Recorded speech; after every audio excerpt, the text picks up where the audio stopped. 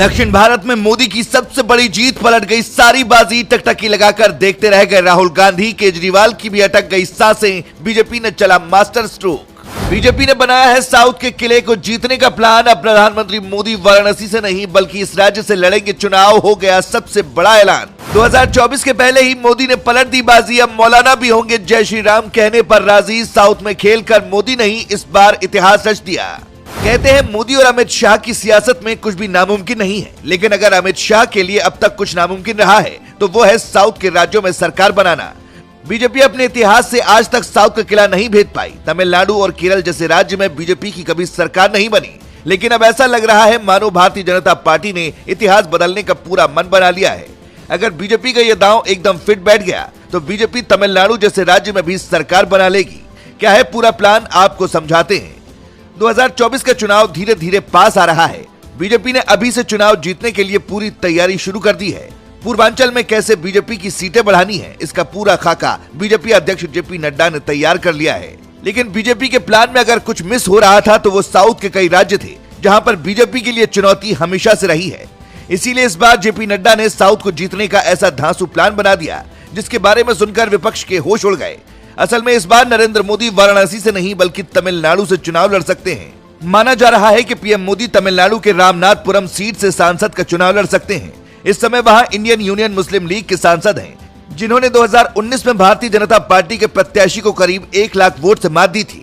यही वजह है कि खुद प्रधानमंत्री मोदी के यहां से चुनाव लड़ने के अब कयास लगाए जा रहे हैं। भारतीय जनता पार्टी के राष्ट्रीय अध्यक्ष जेपी नड्डा ने भी इस पर सहमति व्यक्त कर दी है। उन्होंने कहा कि अगर बीजेपी को दक्षिण भारत में स्थापित करना है तो पीएम मोदी को किसी एक दक्षिण भारत राज्य से चुनाव लड़ने की योजना बनानी होगी। मतलब साफ है कि कहीं ना कहीं अब प्रधानमंत्री मोदी इस सीट से मैदान में उतर सकते हैं, क्योंकि साउथ में बढ़त बनाने के लिए बीजेपी के पास दूसरा कोई रास्ता नहीं बचा है। मीडिया रिपोर्ट के मुताबिक इस मुद्दे पर पार्टी नेताओं ने प्रधानमंत्री के इस सीट से चुनाव लड़ने पर सहमति जताई है। 2014 लोकसभा चुनाव से ही पीएम मोदी हिंदू प्रभाव वाली वाराणसी सीट से चुनाव लड़ते आ रहे हैं, जबकि रामनाथपुरम में मुस्लिम वोटरों की संख्या बहुत ज्यादा है। ऐसे में पार्टी की कोशिश है कि अगर पीएम मोदी इस सीट से चुनाव लड़ते हैं तो पार्टी को इससे दक्षिण में मजबूती मिलेगी।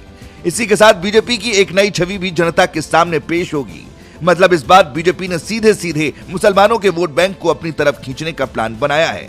कांग्रेस और दूसरी पार्टियां हमेशा से मुस्लिमों को अपना वोट बैंक समझती आई हैं, लेकिन अब बीजेपी ने दक्षिण में मास्टर स्ट्रोक चलने का मन बना लिया।